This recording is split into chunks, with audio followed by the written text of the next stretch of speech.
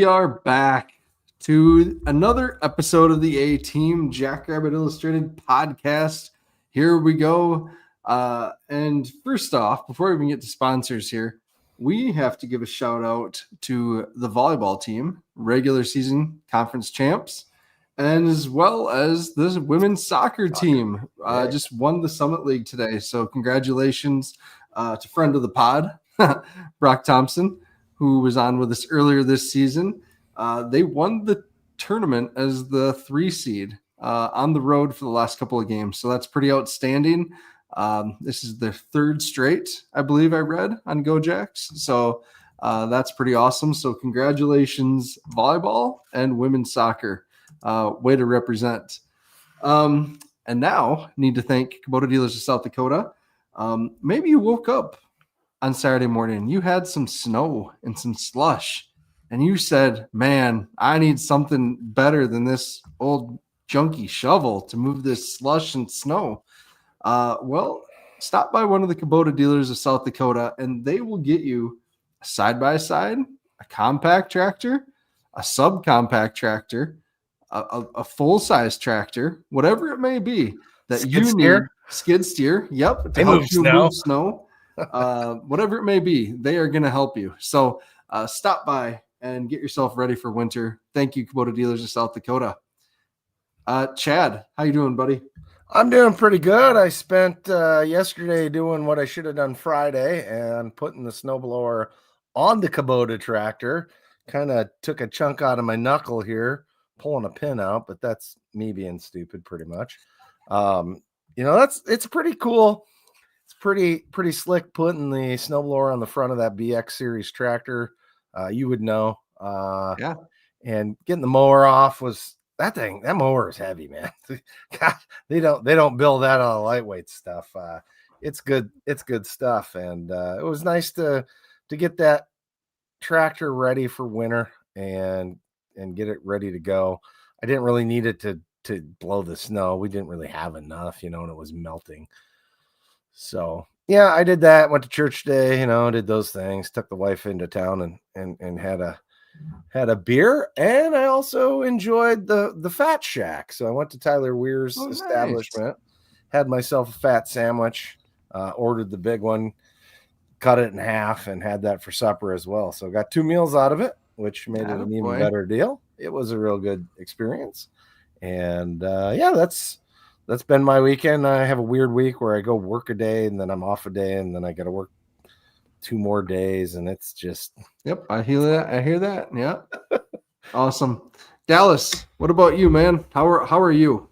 I'm good. First, how's my mic level? You sound great and you look good too. Okay, I appreciate that. I've been messing for half an hour now. I found I used to do a CrossFit podcast like 8 or 9 years ago, and I have this giant tub of fairly expensive at the time, really nice audio equipment. So I've got like 4 different mics and a mixer and all this stuff, and I've been playing around for half an hour trying to get it to work, and none of it worked quite right. So I gave up, and I'm here now. So life is good. Chad, that beer stein, that glass is fantastic. There's nothing better than a perfect beer glass or a perfect coffee mug, and that is a perfect beer stein there, bud. I appreciate it. It is actually Shell's Oktoberfest, and that is one of my top beers of all time, honestly. And that is also the color a beer should be, in my opinion. I agree. Glorious. A good amber, and we'll just wet the whistle. I haven't drank any of it. The foam finally settled down, but yeah. I love it. Okay, perfect. Well, anyways, sorry to put everybody through our on-air pre-production meeting here while we're live. So anyway, if my mic gets weird at any point, please tell me. You're good. All right, so otherwise, I am doing okay. I was up in Blaine, Minnesota at the National Sports Complex at a hockey tournament this weekend. Team got their first win, so that was cool. Hey. Yeah, and unfortunately, Landy's team's not going to have a lot of wins this year, but I will unhumble parent brag that she got player of the game twice out of 4 games. She is playing her tail off. Very proud dad weekend for that. Cool. Good stuff. I got to just take it as I can. And Jim Poppin brings up, just don't fall asleep. And I will do my best. We'll all do our best to not pull a Zach Borg and fall asleep and scare everyone while we're live. because that was something last night. If you guys haven't watched that, go back and check out. Oh man, go back and check out the 102 mark. Yeah. Man, that was something. Goodness. Hey, before we get into this game, do have to thank Hadrick Ranch, our show sponsor of the A Team here. Some of the best beef around. I saw today on X, Twitter, that Ben was having some flank steak, which is a wonderful cut. So, yeah, it's good stuff. It's the best stuff. And if you would like some, no matter where you're at in the continental U.S., they will ship it to you. Just go to hadrickranch.com. And yeah, order what you need. Just try it out. Tons of restaurants in the state of South Dakota that you can go and sample it at too ahead of time if you'd like. But I'd encourage you just go to Hadrick Ranch and get one of the bundles. So it is, and in all seriousness, it makes a difference. The beef is not beef. Give it a shot. I actually wished I did a shepherd's pie while it was beef, so it's technically, I think, a what's that called? Not a shepherd's pie, cottage pie. I think today for dinner, and I really wished that I had some Hadrick Ranch beef. Shepherd's pie it would have been better. There we go. Shepherd's pie is lamb. Yeah, is it? Shepherd. If you really right. want to nerd out, I think technically it's a cottage pie if you use beef.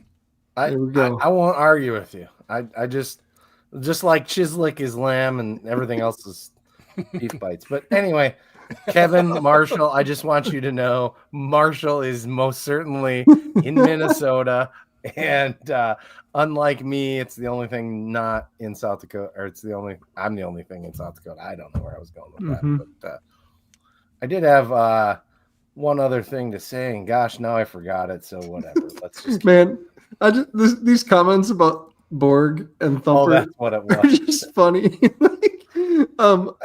I did enjoy Brendan's like genuine concern in his voice watching it, and then like Brendan took him off screen, and then when Dan Furman said, "Do we know is Borg epileptic?"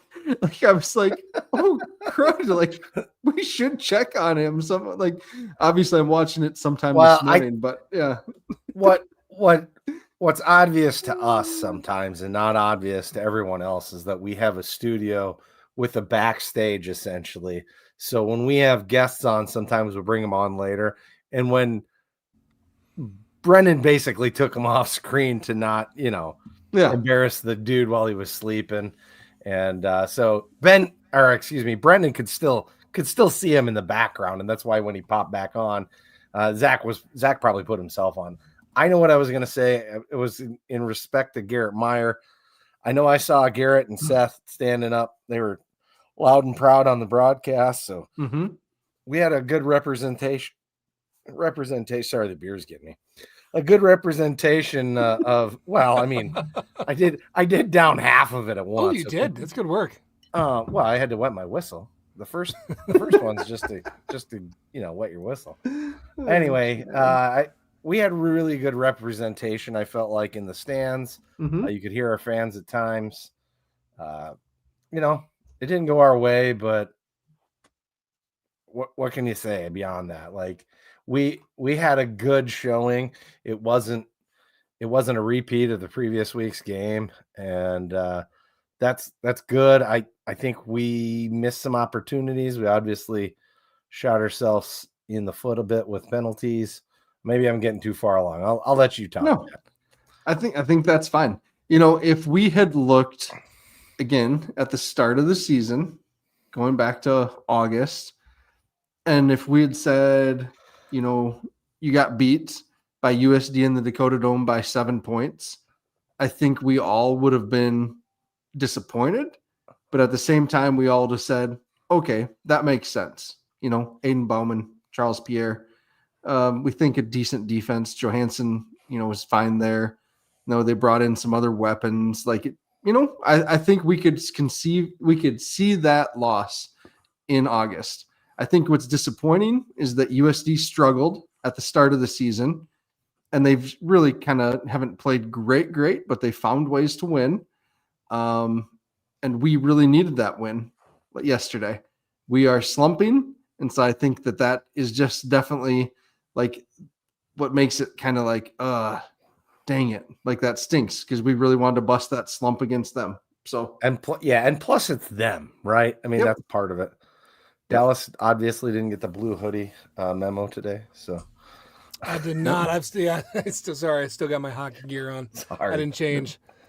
I was busy working. So it's you bring up rivalry or just that it hurts. I had a thought today that there was the Indiana State loss clearly was worse because that's a team that there's zero excuse to lose to and no reason ever. But this one hurts more, and I had this thought that it's like, okay, it's a rivalry, in-state, blah, blah, blah. There's all that. But, like, the reality of it, we all have that one friend at work who went to USD that has not watched a game all year, has not talked about the team all year, but by God, tomorrow morning they're going to be Coyote fans, and they are going to let you hear about it, and they will never talk about it again, and they don't actually give a shit. That, to me, is the frustrating part that we all have to deal with, right? And mine's a lawyer. Yes. Mine's our HR person, so I can't even say anything too mean back. Yep. Man, I don't even know. So I think Seth Meyer says the team showed plenty of heart. I was happy about that. Absolutely agree. Like I think this overall was much better effort. That would have been something that I think we'd heard from the coaches last week a little bit, that there was a lot of loafs in the Indiana State game, and that got called out, and that definitely was nipped in the bud. And I'm glad to see that, it seemed like a lot of those guys that maybe were loafing in Indiana State didn't play much yesterday. So something to note there. Yeah, I mean, the effort was definitely better this game. It was better. I feel like it was better. I don't think it was a lack of effort. Wow, easy for me to say. I don't think it was a lack of effort. Execution got us a couple times, but sometimes it was just they had a different game plan and it worked well. I mean, we stunted out of spots on defense. They really used that to their advantage. They used some of our tendencies to their advantage. The first play from scrimmage was absolutely fantastic. Like, you guys know that I was maybe not the sunshine and rainbows person going into the game, but boy, that really picked it up. And that kind of makes it sting worse. Like, right. Like, you go from, I don't know, to, yeah, we got this. And then you end up where you end up. And, we haven't given up on this team. That's for sure. I want to get that out there for anybody that's thinking that this team, this podcast team, isn't pro SDSU and positive. We still got everything we want in front of us. Really, there's time yet. Injuries heal, and hopefully that will make a big difference, because I mean, I don't want an excuse either, but obviously the injuries have affected the quality of play on the field to a certain extent. And some of it is, just having that guy that you're used to playing next to, knowing what he's going to do, and then getting a new guy that does something a little different. And that makes a world of difference. I don't know what to say. I know for sure it does on the offensive line. It did in high school, and our offensive line hasn't really had that issue, thankfully, until we lost our right guard. And like you said before the show, I think we should give Kenyon a really good round of applause for his play. He looked really good at tackle. And I'll just quit talking again. No, you're absolutely right though. Kenyon played well at right tackle for a new position. He's been a guard all season, so I imagine that was a little different kicking out to tackle. I know he's been practicing there and or taking reps and was kind of our backup there. That was my understanding. Sure. So sure. That makes sense. That is worth calling out to anybody that's a little more of a casual football fan, that interior offensive line to exterior defensive line out to the tackle spots that is absolutely a different position. It's not like on the defensive line where you can shift in and out and it's roughly the same. It is very different, and it is very abnormal to have an interior guy shift to the outside or a tackle shift to the inside. Typically, you've got your inside three, your guards know how to snap. You've got a backup tackle that can rotate between your two starters. Like that. That is more just more normal. And so that is it is extremely difficult, and bravo to him for doing that. Yep. because overall, I thought Jack Henry had a lot of time to pass. Like in the pass game, I thought the 605 Hogs were fine. The run game, I think there's still some meat on the bone. Like I still think there's some work to do. And I compared this in rants and raves. You saw USD's offensive line really create space. LJ Phillips is a very good running back, and you give him that type of space to get ahead of steam going. Yeah, we're going to have tackling issues. And a lot of that gets credited to USD's offensive line for making space for him and making some lanes, and credit to him for finding those lanes, right? Those are kind of the critiques we've heard this year, why our running game struggles. Offensive line just isn't creating space, and our backs aren't hitting the holes or the lanes at the right time. So yeah, that running back looked terrific. And you're spot on that. I think the biggest issue was that he had a full head of steam at linebacker depth almost every time he carried the ball. Yes. And you cannot, with a guy that's that explosive, you can't do that. Like it isn't fair. You might, I saw comments calling out our linebackers. Well, sure, I guess everybody on defense could have played better, and I'm sure there's some very difficult meetings today, led by Berge, but that really does largely or usually fall back on the defensive line, because you cannot let a guy that explosive have a full head of steam there. Like that is a very difficult tackle. And then when you do that, that brings your safeties up. Your safeties have to be in the run fits, probably a little bit quicker than you typically would expect. And it screws your entire defense up. Now the D line, which is what I was waiting to get into, I don't know if it's everybody got tired because of the lack of depth, because that is a giant problem. But I mean, we were getting washed and pushed laterally all day. We weren't getting blown back, and maybe that's just the blocking scheme that South Dakota uses. But we had guys that just were not holding gaps. We were just getting pushed one way or the other, the zone blocking. And I think, Dallas, you've warned about this all season with the number of games that we play up front, that if you have a lighter Kobe Claiborne moving himself in one direction, it's pretty easy to keep him moving in that direction and out of the way. Yep. Doesn't, when it get to Cody's point, the chain gang getting tired, Cody Schilling here in the comments, like we were without Mason Brousseau and without Aaron Wolfkale Holston. I mean, that's 600 pounds of man that's going to play probably 10, 15 snaps each in that game. So I do understand that too a little bit. I don't know. It's just, I don't think anyone expected Jay Cipher this year to be our number 3 defensive tackle. And he played a ton of snaps rotating with Claiborne and Logan Green. I always forget Logan Green. Jeepers. Yeah, go ahead, Dallas. I was just gonna say, like Matt's saying, when you got a guy as fast and big as Kobe Claiborne, it's like judo. You're just using your opponent's energy against them. Get them out of the way. Doesn't matter if the hole gets shift from A to B gap. A good running back's going to see that, and that's what we saw a lot. I don't know that those weren't all B gap runs and they ended up off tackle, because how they moved guys, and what do you do? No, that's it. I mean, typically, if you are just running a zone scheme in the run game, you're just trying to get guys going left and right, and then they work along the line of scrimmage, find a hole, and go. And he was so quick, he could just take off and knife through there. No, yep. I've watched some Coyote football this year, but I mean, I was even more impressed seeing him live on Saturday. Like that, man, to have the guy like that coming off the bench after they lost, arguably what could have been their best player at running back, to have him step in, like, bravo to be able to reload like that. Yeah, it's almost like they didn't miss a beat with running back. Basically, they had 1A, 1B, basically. Right? Mm-hmm. Yeah, and good for them. Yep, that's part of it. That's all part of it. We've had that happen before together, right? So sorry. Yeah. One guy I want to shout out, even though it looked rough at times, Isaiah Johnson.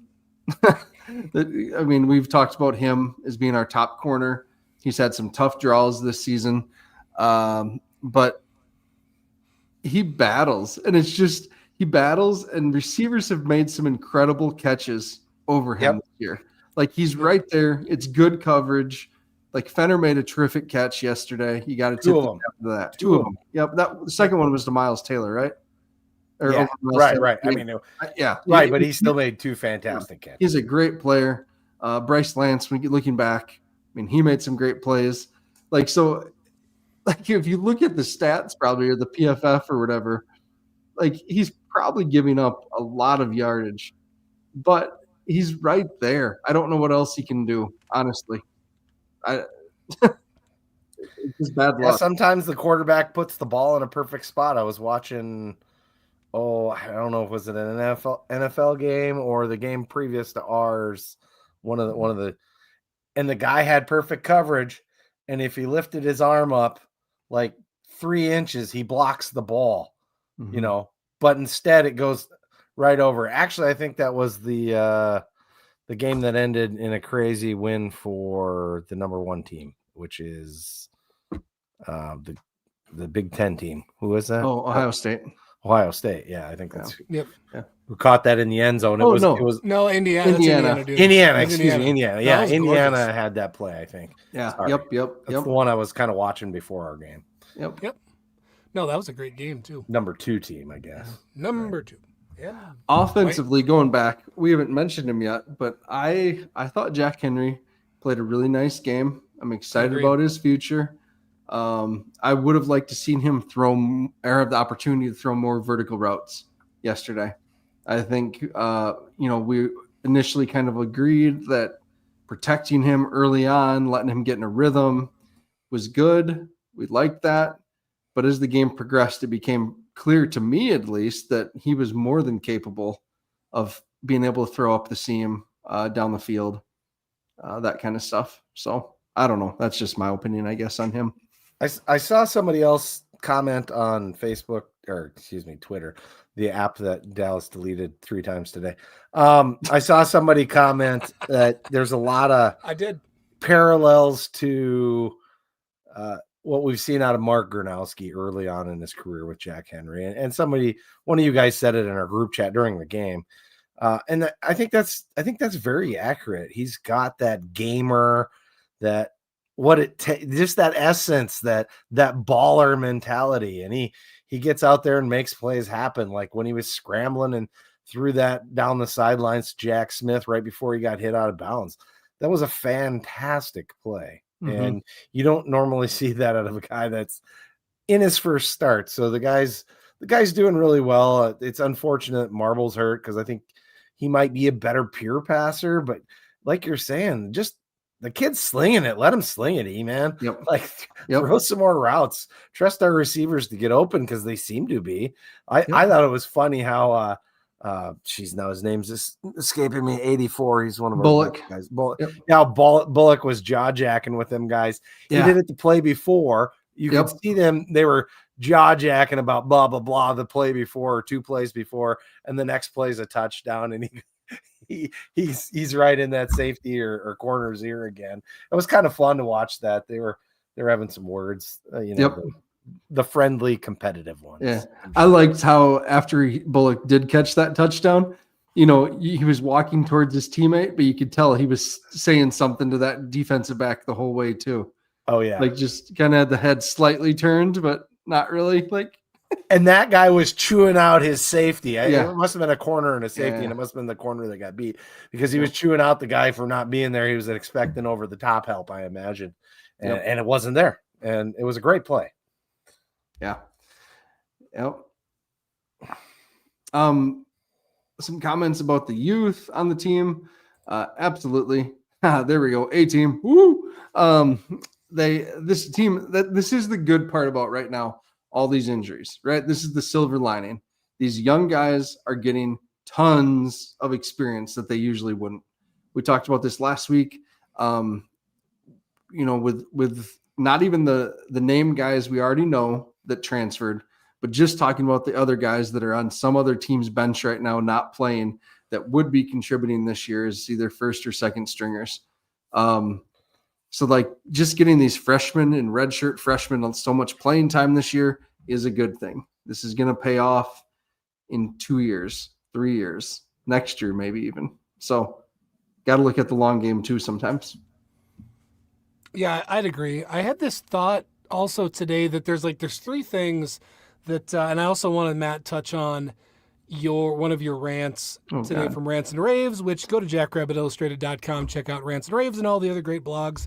A lot of good content there if you've not been to our website. But one of the rants was about being frustrated at our fan base for some of the comments and being too negative on stuff. There's really, you got to break this into 3 different chunks of what's going on right now. There's 3 things.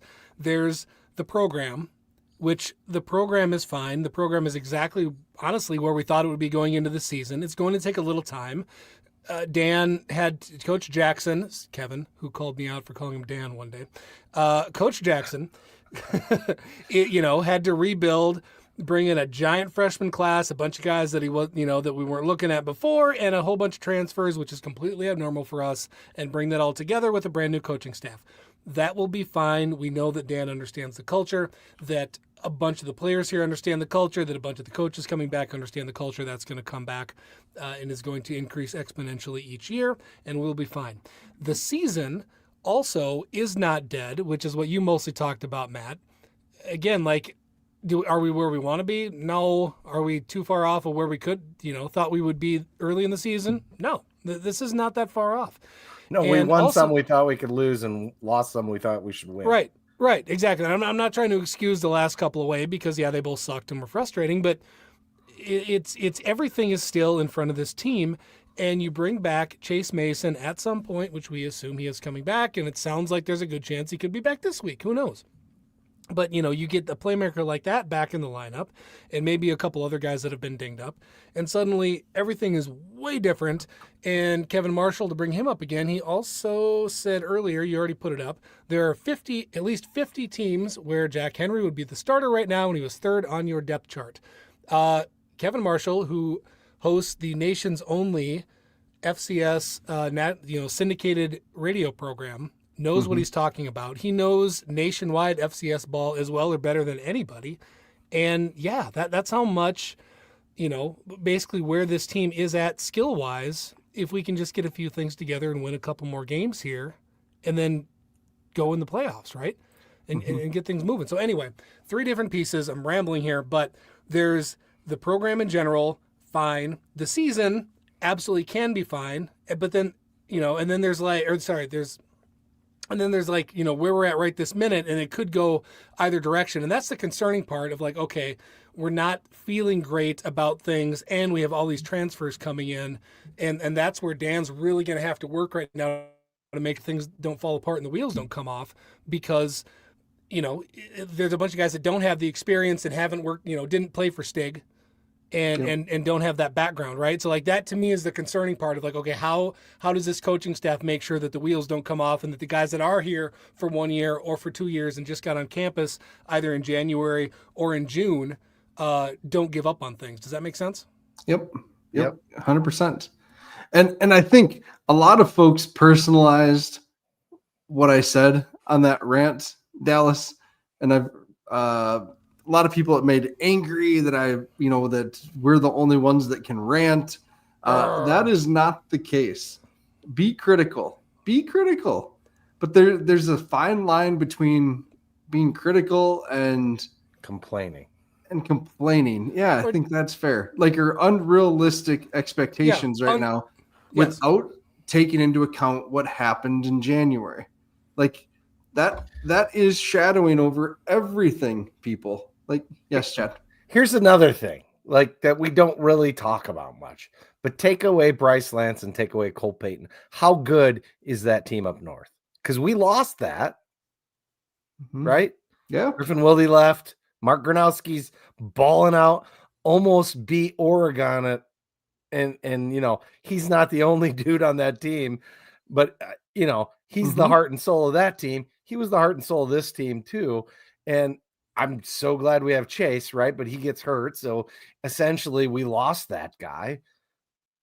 You're going to have some struggles. It's, 13 years ago, we'd be just pickled as a peach to end up 7-4, make the playoffs, and have the opportunity to show that we're one of the top teams in the nation. I think we still are. We got to get to the playoffs, which means we have to win next week pretty much for sure, because North Dakota's looking pretty salty. That's going to be a tough hill. I don't think it's something we couldn't, summit and surmount, but this, everybody says, oh, our team's trending down. Well, had been, but it trended up this last week, right? There's nothing to say we can't continue that trajectory. When you're trying to scheme an offense for two guys, that's a little harder. And that's not to say that they didn't honestly believe that Chase might be coming back, because I feel like they didn't know either. So throw that wrinkle in, and how do you game plan as well as you probably could? And I've been critical of the play calling as much as the next person, but like when we went for it on 4th this week, that was not the same situation as the week before, where we kept going for it on 4th when we shouldn't have. That was a situational go for it on 4th where you have to, and you do. So educate yourself on that, guys. I think Alex has something maybe coming out a little bit on that later this week, potentially. Keep reading Alex's stuff. He's really got a great analytical mind, and being a ref helps too. So he's educating all of us at the same time. Did you say pickled as a peach? Did I hear? I might have said that, yes. Okay. I'm just making sure. I like making up my phrases. No, we're going with it. I like it. My wife tickled is what I meant to say, but it probably did come out pickled. My wife had showed me a reel that probably messed me up, where some lady was talking about how that's what they call cucumber pickles. And and I think that's still stuck in my mind, because it's like the dumbest thing I've ever heard. And so therefore it hurts my brain. And I like making up new phrases. I'm good with it. I was just curious. So I have to address this. So Seth, yes, it doesn't do any good to harp on it, but it's part of the reason this team is struggling. And so failing to take that into account, is ridiculous. It's like we have zero depth, man. Come on. That's part of it. I don't understand this. I don't understand how you can make this any clearer to people. It's part of the reason this team is struggling, and you have to at least recognize it, and you have to shift your expectations somewhat based on that. It is. I get it. We use NDSU as the bar, and go ahead and clip that shit. I don't care. It's true, because they've been the bar for year after year after year after year, and we usurped them, and we got used to it, and we had a ton of dudes that ended up in the NFL because of it, and they were that quality of player, and that's what got us there. It sometimes takes a while to build that back. Yes, they threw a lot of money at Bryce Lance this last year. If we had Bryce Lance on our team, where Chase Mason could just throw a bomb as deep as he could, and that guy's going to catch it 9 times out of 10, shit, that'd be awful nice, wouldn't it? Yeah. I mean, we got good players too, no doubt, but we've lost some of our top talent. We had a lot of transition, and that's going to cause some issues. It is, and it's not an excuse.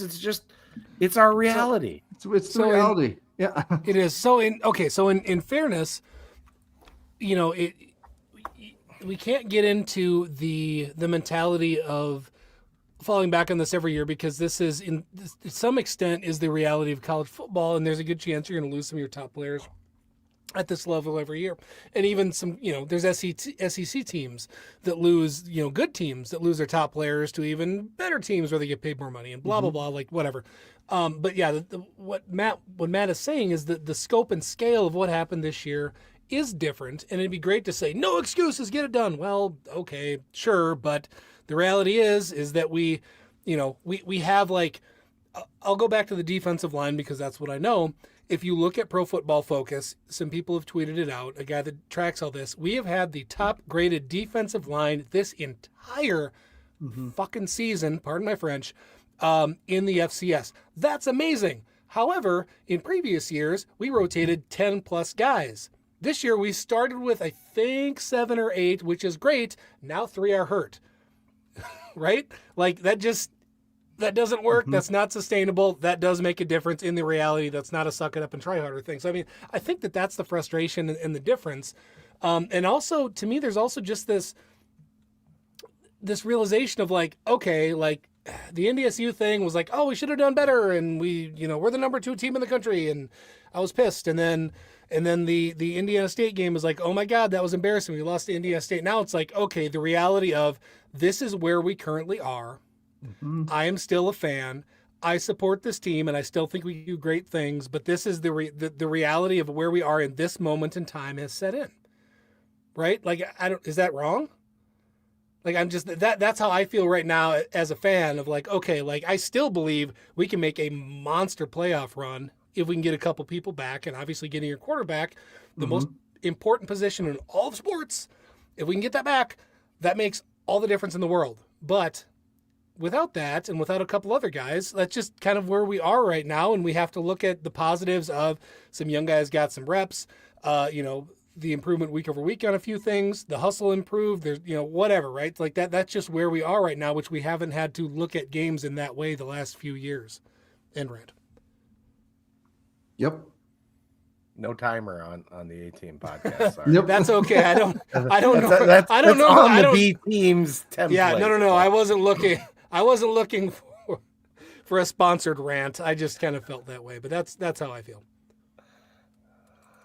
Yeah, and I really hope that this doesn't. I'm afraid because I know how it goes. I'm really afraid we don't show out in the stands to support this team and all that they've accomplished and what they've got left in front of them this next weekend. We bring a couple friends. It's still a great time. I mean, it's going to be 60 degrees. You're going to get to drink a beer in the tailgate, maybe get some pudding shots, have some fun, watch football. I don't know what else you could ask for, honestly. I mean, other than my wife's tired of football at this point in the year, but whatever.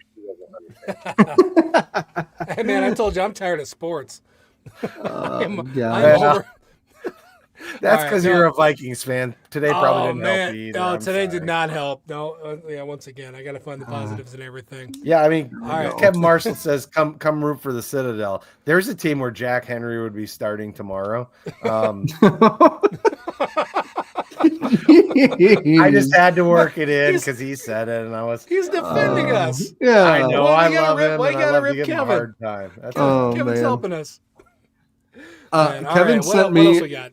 Kevin sent me this week a video of this musician, I don't know, singing their school fight song, and it was so incredible.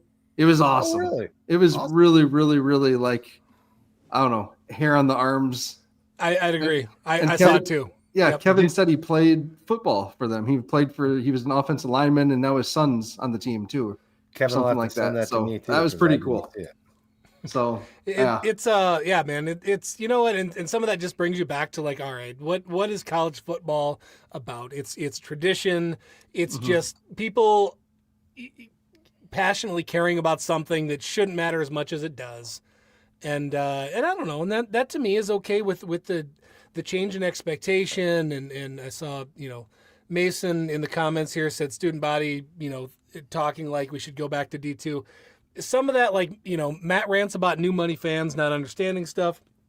I think everybody needs some perspective, but also like that comes with success and people caring. So I'm completely talking out of the other side of my mouth, but I also think that people can't get super butthurt about people having high expectations and expecting more. Like that comes with it, right? Yep. Like if I'll pick on Northern, who has a gorgeous stadium and I think is having a pretty decent year. I haven't looked at their record here the last couple of weeks, but if they fall apart, there isn't probably a Northern State podcast with hundreds of people watching live and thousands of people listening every week, picking apart what what a specific lineman does. Like that that doesn't happen there. Here we do, and people care, and that's awesome. And as long as there's a little bit of perspective and we keep stuff like that's why we started last week with the sad music, was a little bit to get it out and a little bit just to kind of poke fun at how serious everybody's taking it. And then that was, I don't know.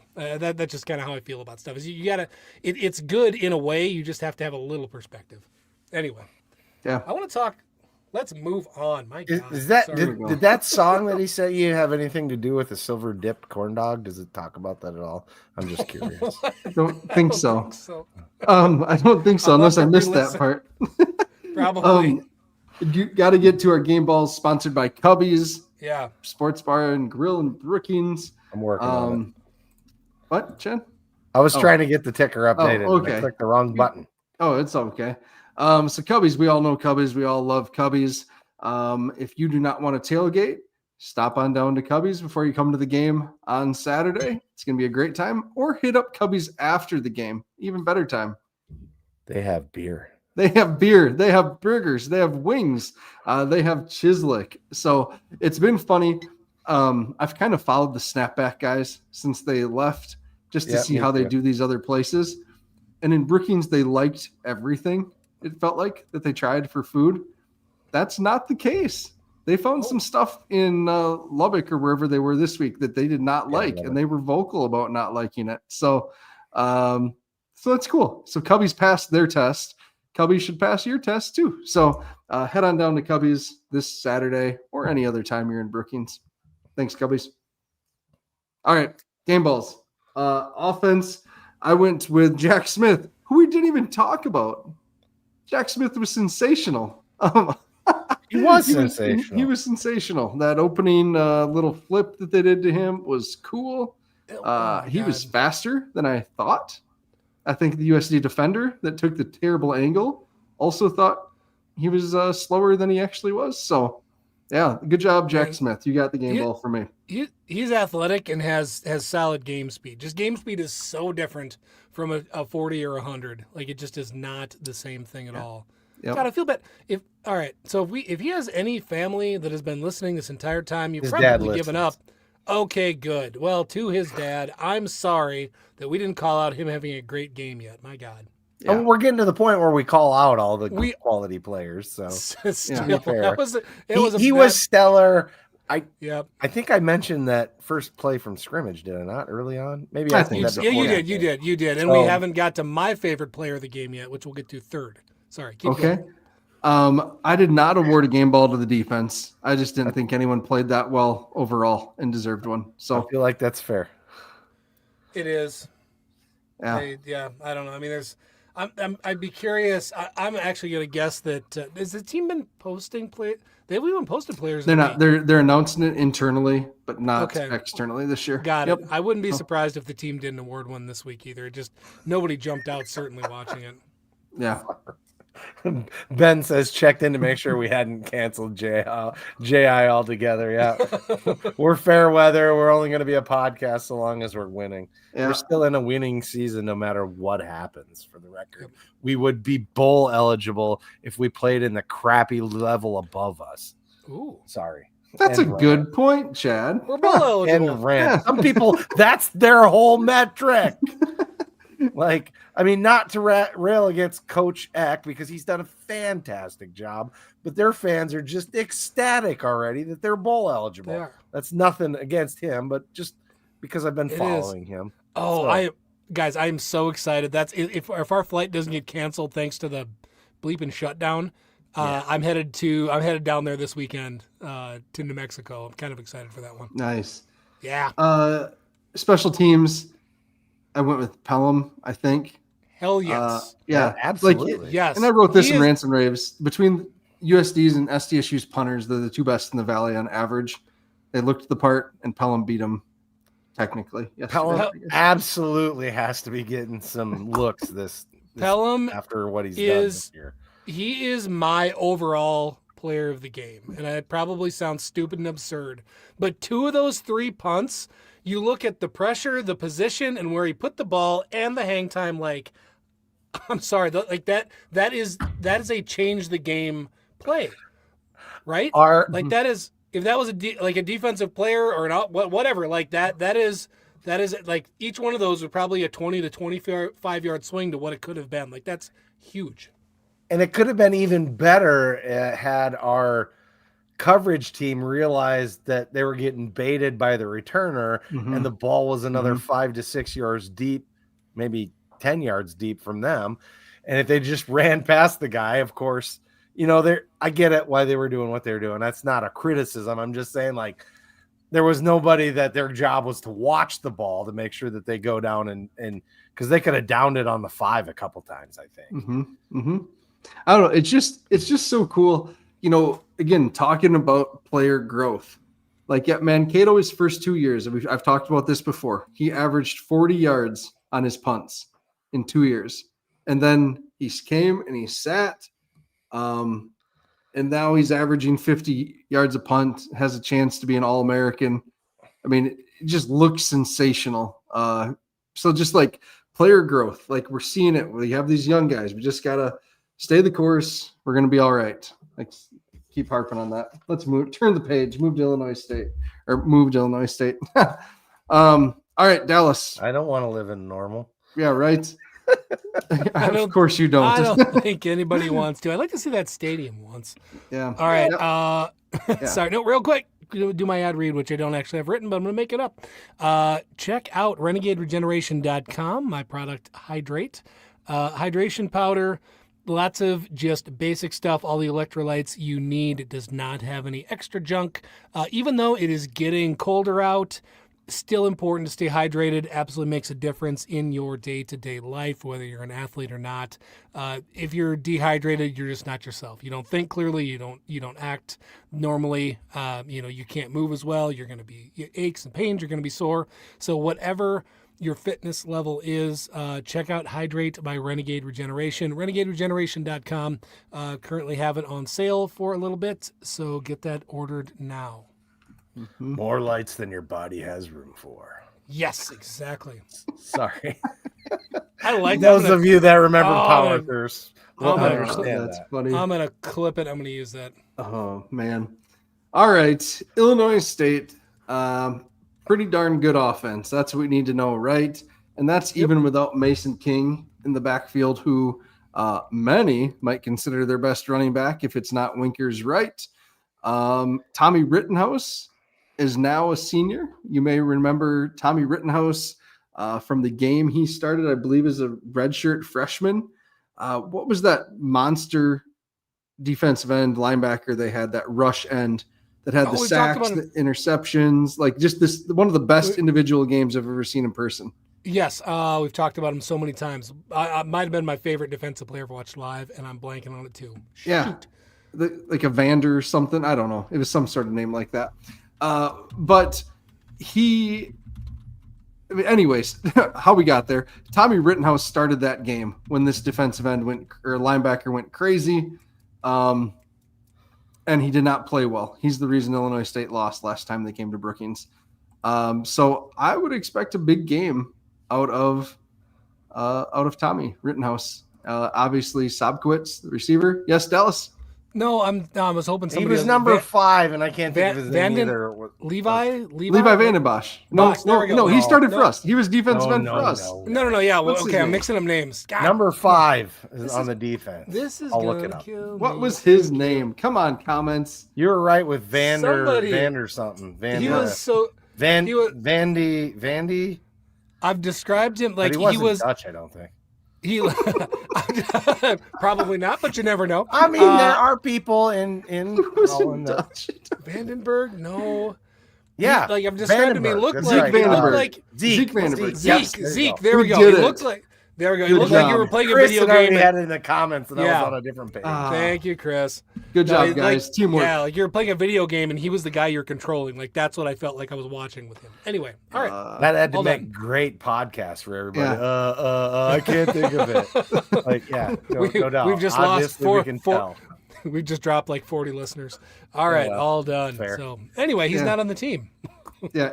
Let's talk about who is. Tommy Rittenhouse. That's the point. And he is slinging it this year. He looks good. That's the whole point we were trying to get to there. On that, got to find it. Lost my page. Okay. So Tommy this year is completing 67% of his passes, over 2,000 yards, 25 touchdowns to just 4 interceptions. So he's got that. They have the stellar running game. Victor Dawson is their leading rusher this year, 5.2 average. Winkers Wright still there with a 5-yard average. And Tommy is a bit of a dual threat.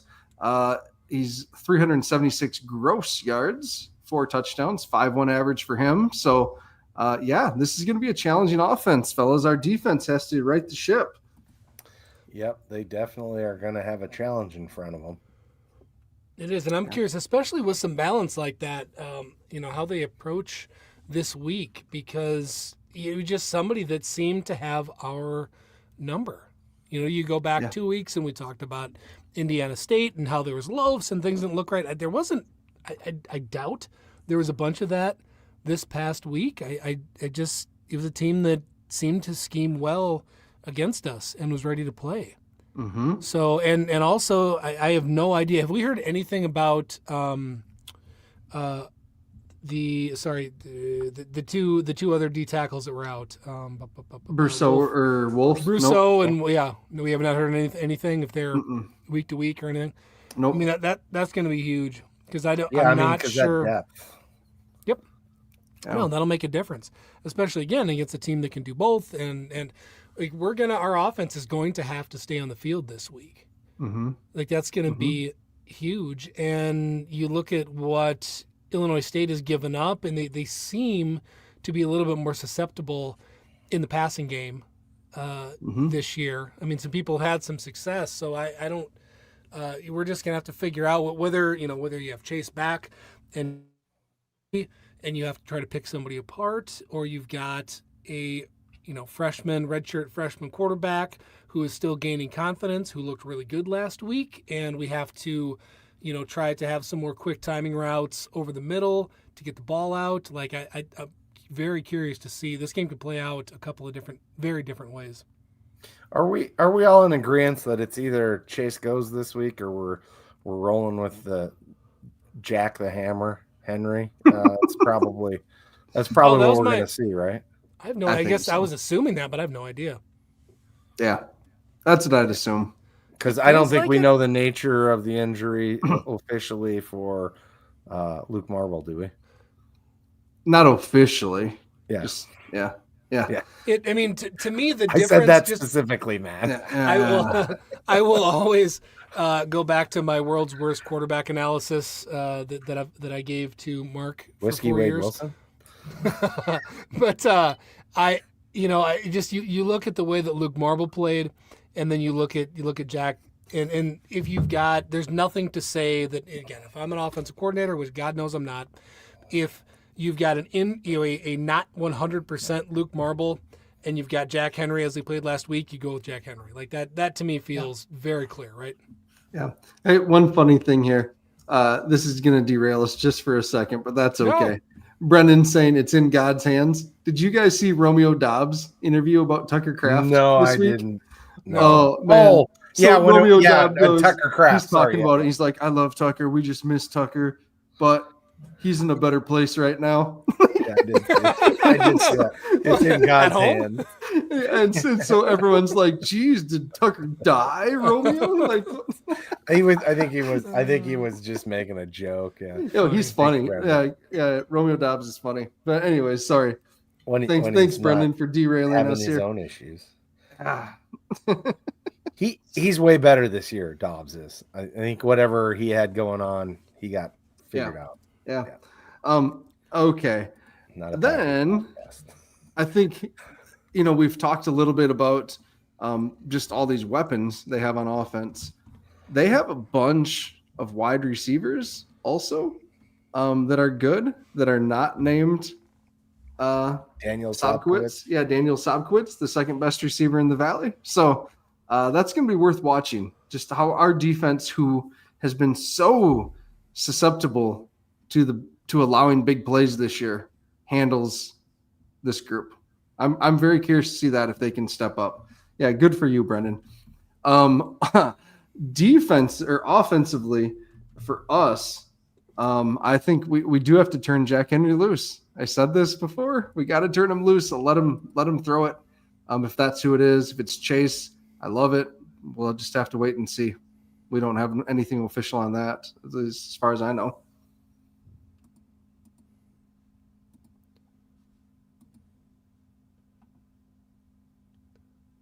Hello? I'm here. So I'm trying to do math. I'm on mute. Sorry.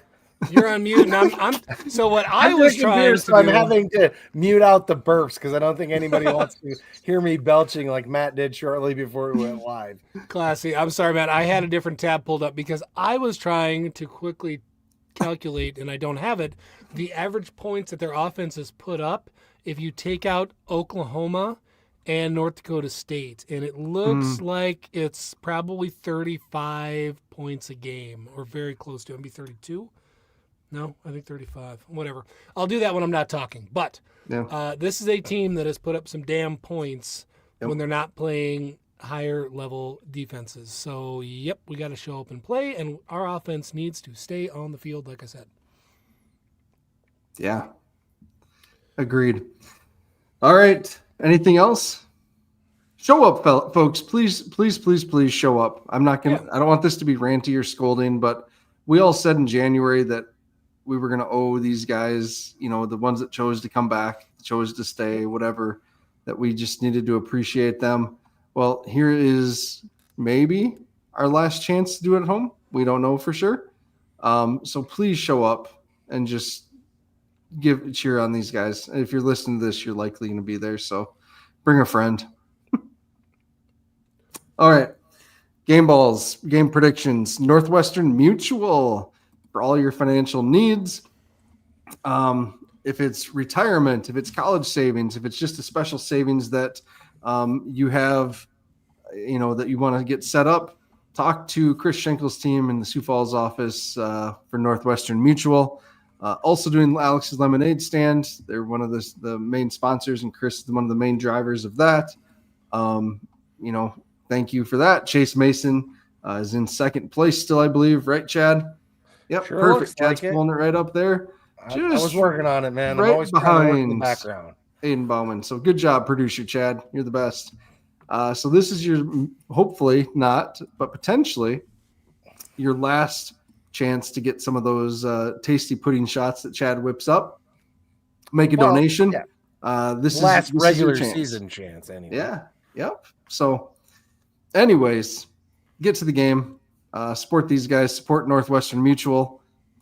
Season ticket holders, get your 4 free tickets and get people to the game. Thank you, Gary, for that. And reminder. if you can't get anybody, get your 4 free tickets and scan them at the gate. Yep. It's still better than how USD counts attendance. I don't care. Yep. All right. What do we got? Okay, Chad. I don't know who we're starting with. Chad, offensively, who you picking? I'm going to go Jack Smith. It seems like an easy choice. We don't talk about him for the first 40 minutes of the show. No, I mean, he has in the last 20. Timeout though. He has continually gotten more and more involved and made a bigger and bigger impact every game this year. Yes. Outside Ladies and gentlemen, welcome to the Jackrabbit Illustrated Jack Smith podcast. Sorry. Yeah, hey, that's all right. We can call it the Jack Smith Rabbit Illustrated podcast. I like that. All right, Dallas, who you taking offensively? I don't have a good reason, but I'm going to go with Alex Bullock. I think that we're going to need some senior leadership this week. And for some reason, to me, he just stands out as being, I'll use the word professional for lack of a better word. He is so consistent, and I just like when he shows up. I think he's going to have a big game. I think he needs to be a leader in practice this week. Give me Alex. All right. And I am taking Corey Blair Jr. because his dad tweeted that help is on the way. And Let's so go. I take that meaning that he's going to play. I like that. Help is Let's on the go, way. Corey Blair Jr. All right. I still got to tailgate with his dad. Yeah, Does he listen? awesome. Yeah, he's never commented. He's never came by. Yeah, he listens. I met him. I hope he at better. Bendy Did you meet him? Oh, Yep. I missed him. Yep, he's great. Cool.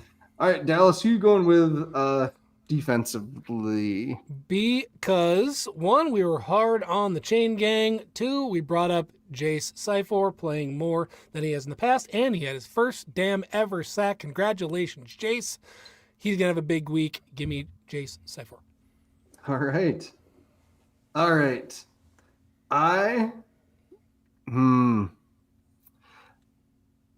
I'm going with Jalen Lee again this week. Oh, God, it was nice having him back, wasn't it? We didn't talk about him either. He did have a good game. He was probably our gun.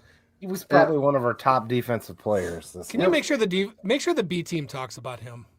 It was so nice having him back. Yep, he's solid back there. Our most solid safety right now, definitely, I think. Chad, who are you going with on defense? Just like Johnny Bang says, I'm going Chase Mason.